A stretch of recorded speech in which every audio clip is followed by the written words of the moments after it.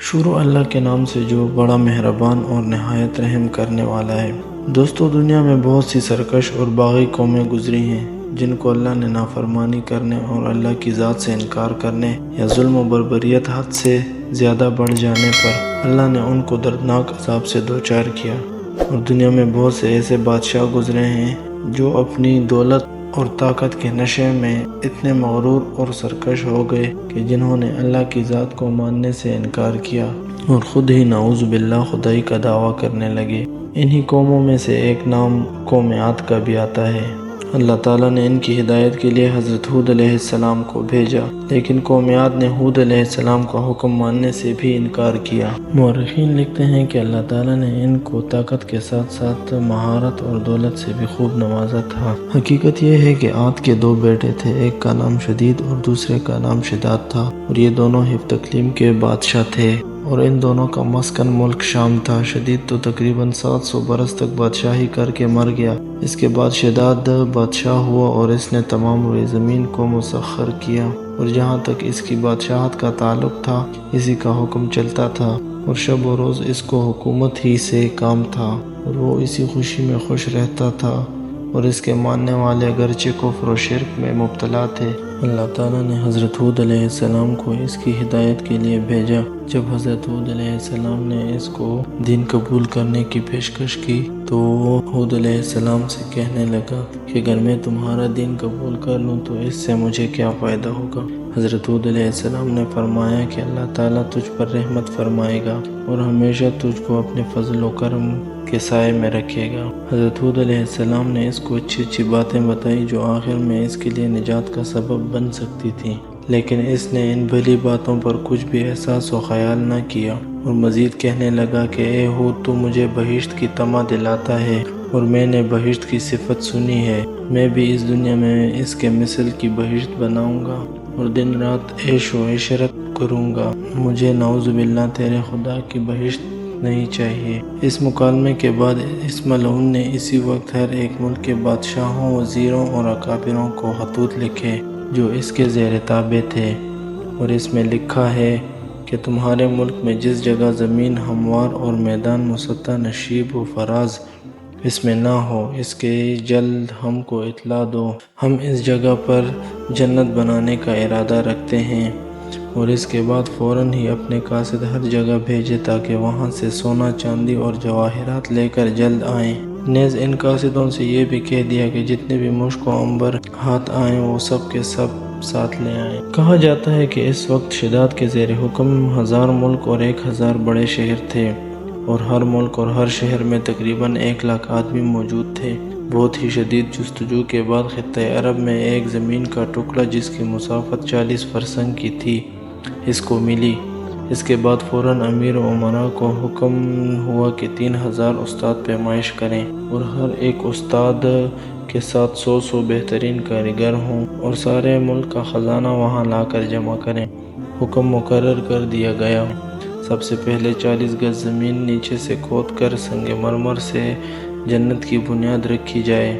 اس کے حکم سے بنیاد درست کی گئی اور اس کی دیواریں چاندی اور سونے کی اینٹوں سے بنائی گئیں۔ چھت اور ستون زبرجد اور زمرد سبز سے بنائے گئے۔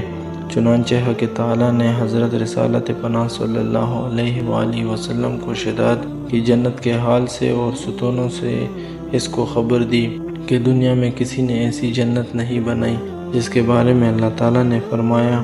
ترجمہ: کیا تو نے نہیں دیکھا کہ تیرے رب نے عاد سے جو ارم کے بڑے ستون بناتے تھے، جو کسی شہر میں ویسا نہیں بنا؟ یعنی عاد ایک قوم تھی اور ارم اس میں ایک قبیلہ تھا، اور ان کی سلطنت تھی۔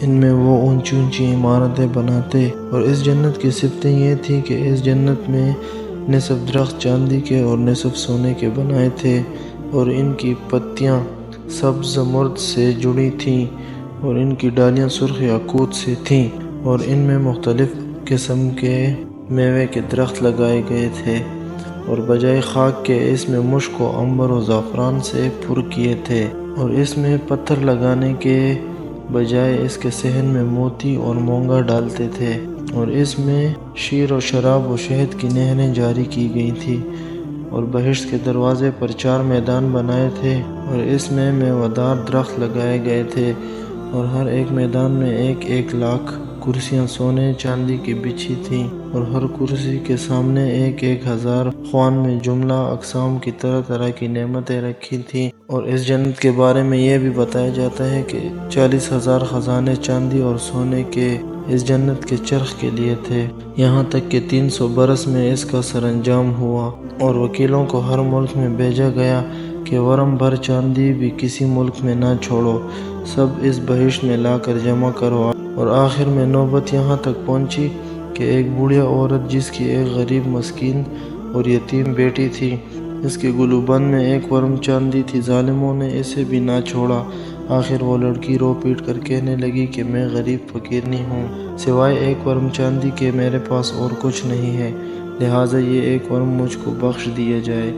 مگر انہوں نے کچھ نہ سنا۔ تب اس غریبہ نے خدا کی بارگاہ میں فریاد کی کہ یا الہی، اس کا انصاف تو کر، اس ظالم کے شر سے مظلوم کو بچا، اور اس کی بے انصافیوں کا تو انصاف کر اور اسے دفع کر۔ اس لڑکی کی آہ و فریاد اللہ تعالیٰ کی درگاہ میں قبول ہوئی۔ اس کے بارے میں ایک حدیث میں فرمایا گیا، ترجمہ: پرہیز کرو مظلوم کی بد دعا سے، بے شک وہ مقبول ہوتی ہے۔ دوستو، شہزاد کی جنت کے بارے میں یہ بھی بتایا جاتا ہے کہ اس نے سارے ملک کے خوبصورت و حسین لڑکے اور لڑکیاں دیکھ کر دمشق میں جو اس کا مکان تھا اس میں جمع کیں، اور ان کو حور و غلماں کی مانند اپنی خدمت میں رکھا۔ مکمل 10 برس تک شہزاد یہ سوچتا رہا کہ جا کر جنت دیکھے، لیکن اللہ تعالیٰ کو یہ منظور نہ تھا کہ وہ اپنی بنائی ہوئی جنت میں جائے۔ ایک روز کمال کی خواہش سے 200 غلام ساتھ لے کر جنت کو دیکھنے گیا۔ جب وہ جنت کے نزدیک جا پہنچا اور اس نے اپنے غلاموں کو 4 میدانوں میں بھیجا اور ایک غلام کو ساتھ لے کر چاہا کہ جنت میں جائے، وہیں جنت کے دروازے پر ایک شخص اس کو کھڑا ہوا ملا۔ اس نے پوچھا، تو کون ہے؟ اس نے جواب دیا کہ میں ملک الموت ہوں۔ شہزاد نے کہا، تو یہاں کیوں آیا؟ ملک الموت نے جواب دیا کہ میں یہاں تیری جان قبض کرنے آیا ہوں۔ شہزاد نے اس سے کہا کہ تو ذرا مجھے مہلت دے تاکہ میں اپنی بنوائی ہوئی جنت کو دیکھوں۔ ملک الموت نے کہا کہ خدا کا حکم نہیں کہ تو اپنی بنوائی ہوئی جنت میں جائے، کیونکہ تجھ کو دوزخ میں جانا ہے۔ پھر شہزاد نے کہا کہ چھوڑ میں گھوڑے سے اتروں۔ ملک الموت نے کہا کہ نہیں۔ تب اسی حالت میں اس کا ایک پاؤں گھوڑے کی رکاب میں رہا اور دوسرا پاؤں جنت کے دروازے پر تھا کہ اس کی روح قبض کر لی گئی، اور وہ مردود بہشت نادیدہ دوزخی ہوا۔ اور ایک فرشتے نے آسمان سے ایک ایسی سخت زور سے آواز لگائی کہ اس کے سب ہاتھی ہلاک ہو گئے اور ایک لقمہ کھانے کی فرصت نہ ہوئی۔